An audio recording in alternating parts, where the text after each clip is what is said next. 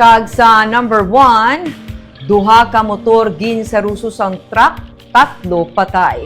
Mag-utod kag isa pagid ka persona patay matapos nga mabungguan sang truck ang ila ginasakyan nga motorsiklo. Aga pa gintipunan ang dump truck nga nakabunggo sa duha ka mga motorsiklo sa National Road sa Hacienda Nieva, Barangay Tuoy sa Himamaylan City, Kaina. Sa video nga kuha ni Aini Torendon, ginpangkuha pa mga bangkay ikan sa idalom sang truck sang iya maagyan kaina sang aga.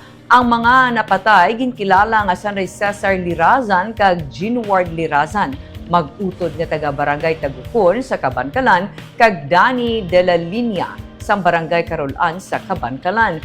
Ang driver sa truck ginkilala kay Benji Aguilo sang Isabela. Sunod kay Pulisya Lieutenant Colonel Anthony Grande, ang hepe ng Himamaylan City PNP, pabakolod ang mga biktima samtang ang truck nagapadulong pa Kabankalan. Sunod sa pulis, nag-overtake ang truck sa isa ka salakyan kag nasugata ang duha ka mga motorsiklo sa pihak nga lane nga nagresulta sa pagkabunggo sa mga biktima.